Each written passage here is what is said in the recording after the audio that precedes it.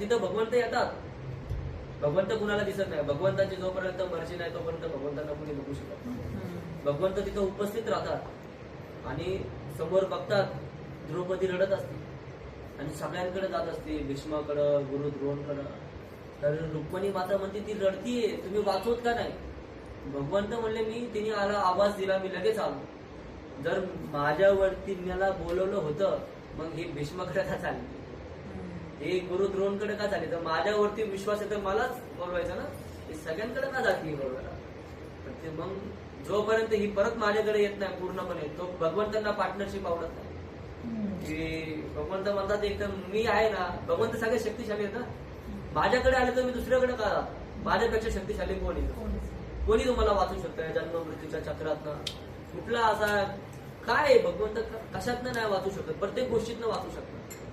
पण भगवंतांना पार्टनरशिप आवडत. भगवंत म्हणतात माझ्यावरती पूर्ण शरणागत झाले ना तर माझ्यावरती आम्ही वाचू ना.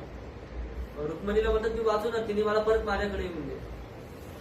मग द्रौपदी माता सगळ्यांकडे जाते, कुणीच काय मदत नाही करू शकत. मग लास्टला दुर्योधनामध्ये तर हजारो हत्तींचं बळ, दुष्टधनामध्ये 1000 हत्तींचं बळ असतं. तो द्रौपदीची साडी पूर्णपणे ओढत असतो आणि आता एका हाताने साडी पकडलेली असती, एका हाताने भगवंतांना आवाज येतो, हे कृष्ण, हे गोविंद मला वाचव. तर रुक्मिणी माता म्हणजे आता वाचवा. आता तिने आवाज दिला तर मला आता वाचवा. पण ते म्हणतात नाही रुक्मिणी, तिथं अजून पण स्वतःवरती विश्वास आहे. एका हाताने साडी पकडली. रुक्मिणी म्हणते काय एका हाताने साडी, हात सोडला तर साडी सुटेल, तुम्ही काय म्हणता, वाचवा तिला.